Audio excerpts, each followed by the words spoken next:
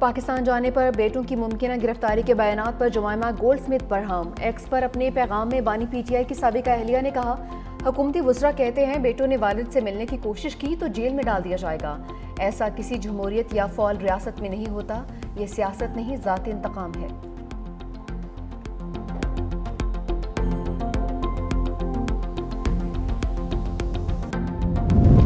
بانی P T I کے بیٹوں کے ذریعے فساد کی ہرگز اجازت نہیں دی جائے گی۔ وزیر اطلاعات پنجاب اسما بخاری کہتے ہیں، بانی کو چاہیے بیٹی کو بھی ساتھ لے کر آئیں۔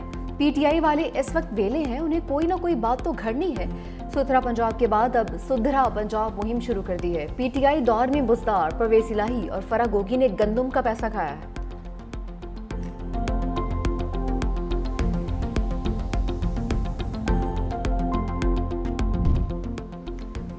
بلوچستان میں فتنہ ہندوستان کے دہشت گردوں کے حملے، کوئٹہ، قلات، مستونگ اور سر ڈھاکہ میں مسافر بسوں کو نشانہ بنایا۔ سر ڈھاکہ کے قریب بعض مسافروں کے اغوا کی اطلاعات موصول۔ ترجمان بلوچستان حکومت شاہد رند کے مطابق تمام مقامات پر سیکیورٹی فورسز نے فوری اور بھرپور رسپانس دیا۔ عوام کی جان، مال اور املاک کی حفاظت کے لیے فورسز الرٹ ہیں۔ مسافروں کی بحفاظت بازیابی کے لیے سرچ آپریشن شروع کر دیا گیا ہے۔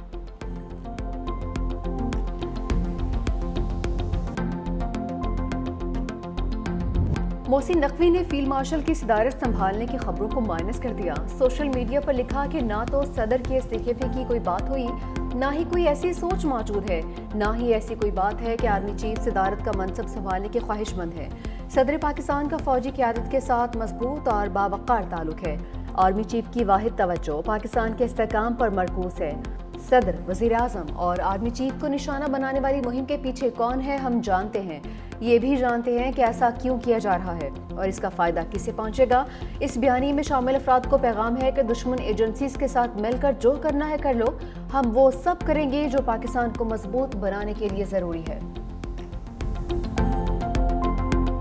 پیپلز پارٹی ہماری اتحادی ہے، ہم کیوں نظام کو درہم برہم کرنا چاہیں گے۔ نون لیگ کے سینیٹر عرفان صدیقی کی خبروں کی تردید، کہا کہ آصف علی زرداری ریاست کے سربراہ کی حیثیت سے اچھے طریقے سے کام کر رہے ہیں۔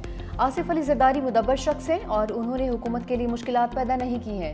کے پی میں حکومت تبدیل نہیں ہو رہی، بانی کے بچے قانون کے دائرے میں رہ کر تحریک چلائیں تو کوئی اعتراض نہیں ہوگا۔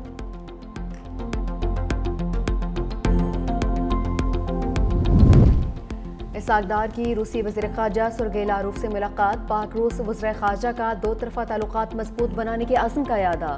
اسحاق ڈار اور سرگئی لاروف کی آئندہ ہفتے دوبارہ ملاقات پر اتفاق۔ دونوں رہنما ایس سی او وزرائے خارجہ اجلاس میں دوبارہ ملاقات کریں گے۔ ترجمان دفتر خارجہ کے مطابق ملاقات کوالالمپور میں آسیان ریجنل فورم کے موقع پر ہوئی۔ نائب وزیر اعظم اسحاق ڈار آسٹریلوی وزیر خارجہ سے بھی ملے۔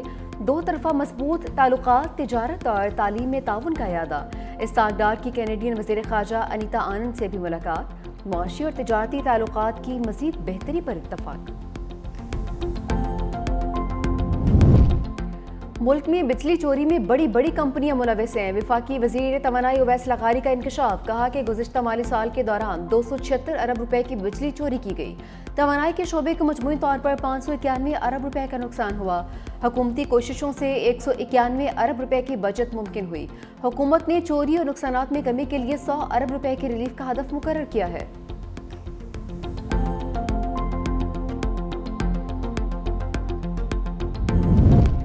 ای کامرس برآمدات میں اضافے کا ایک بہت بڑا ذریعہ ہے۔ وزیر اعظم شہباز شریف کہتے ہیں، ای کامرس پلیٹ فارمز پر 3 لاکھ سے زائد پاکستانی مقامی مصنوعات فروخت کر رہے ہیں۔ وزیر اعظم سے بین الاقوامی ای کامرس کمپنی علی بابا گروپ کے وفد کی ملاقات۔ وزیر اعظم کی ملک میں ای کامرس کے فروغ کے لیے کمیٹی تشکیل دینے کی ہدایت۔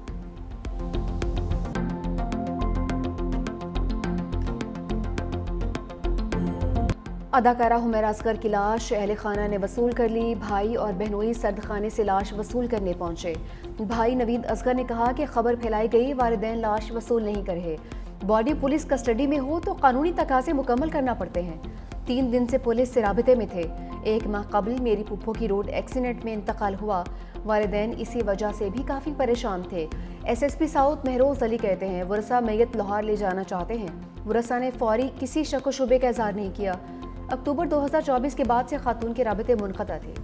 حمیرہ خود فیملی سے رابطہ کرتی تھی، فیملی ان سے رابطے میں نہیں رہتی تھی۔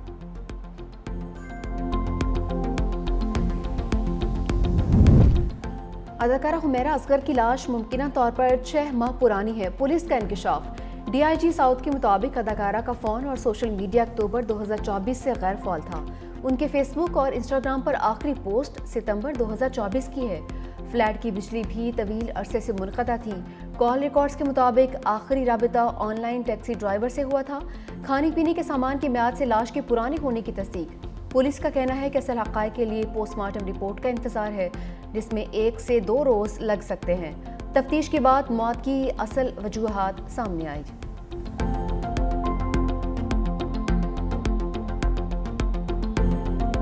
لاہور کو موسلادھار بارش لے ڈوبی۔ 8 گھنٹے کی بارش سے کئی علاقوں میں 2 فٹ پانی کھڑا ہو گیا۔ عام شاہراہوں پر پانی کا راج، گلیاں پانی میں گم، فیروز پور روڈ دریا بن گیا، انڈر پاسز جھیل میں تبدیل، گاڑیاں اور موٹر سائیکلیں پانی میں بند، ٹریفک کا نظام بھی درہم برہم، نشیبی علاقوں میں پانی گھروں میں داخل، لوگ اپنی مدد آپ کے تحت پانی نکالتے رہے۔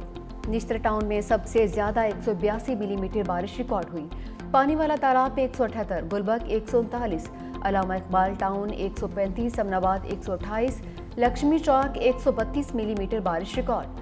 اپر مال، جیل روڈ، تاج پورہ اور گلشن راوی میں بھی 100 ملی میٹر سے زیادہ بارش۔ شہر کے بیشتر علاقوں میں بجلی کی فراہمی بھی معطل رہی۔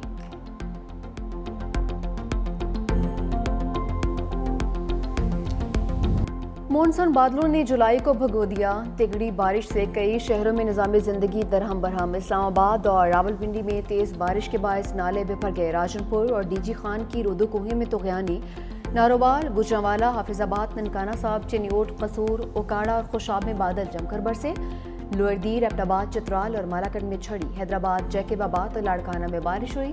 بولان، بارکھان، خزدار، موسیٰ خیل اور سبی میں بھی بارش کے باعث جل تھل ایک ہو گیا۔ مری اور گردنواں میں گرج چمک کے ساتھ طوفانی بارش۔ جی پی او چوک میں گاڑیاں پھنس گئیں۔ پانی کے تیز بہاؤ سے جی پی او چوک میں ٹف ٹائلز اکھڑ گئی۔ محکمہ موسمیات کی بارش کا سلسلہ 17 جولائی تک جاری رہنے کی پیشگوئی۔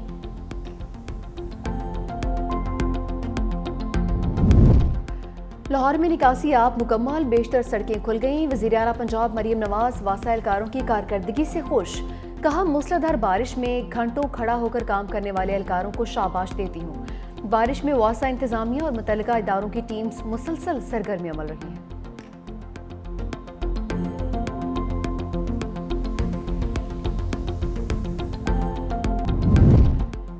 یوسف رضا گیلانی کو ٹیڈاب سکینڈل سمیت 9 مقدمات میں کلین چٹ مل گئی۔ کسی گواہ نے یوسف رضا گیلانی کے خلاف گواہی نہیں دی۔ ایف آئی اے نے ٹیڈاب میگا کرپشن کے 26 مقدمات درج کیے تھے۔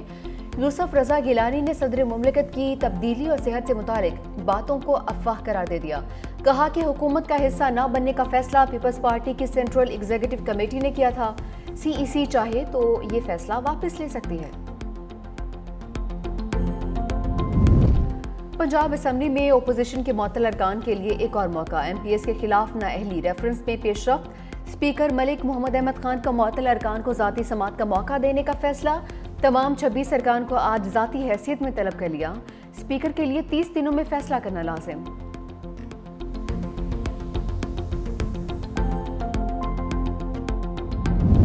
ملکی زیر مبادلہ کے ذخائر بڑھ گئے۔ 1 ارب 77 کروڑ ڈالرز اضافے سے 20 ارب ڈالرز کی سطح پر پہنچ گئے۔ 4 جولائی تک اسٹیٹ بینک کے ذخائر 14 ارب 50 کروڑ ڈالرز تھے۔ مودی سرکار کی آپریشن سندور میں ناکامی چھپانے کی ایک اور کوشش۔ رافیل طیاروں کی تباہی پر بھارتی جھوٹ ایک بار پھر بے نقاب۔ B J P I T cell نے دعویٰ کیا کہ آپریشن سندور میں کوئی رافیل طیارہ نہیں گرا، مگر حقائق اس کے برعکس نکلے۔ فرانسیسی کمپنی ڈیسالٹ ایویشن نے مودی حکومت کے دعوے کو مسترد کر دیا۔ واضح کیا کہ سی ای او اور چیئرمین نے رافیل طیاروں کے حوالے سے کوئی بیان نہیں دیا۔ کچھ ذرائع نے دعویٰ کیا کہ رافیل تکنیکی خرابی کی وجہ سے گرا تھا۔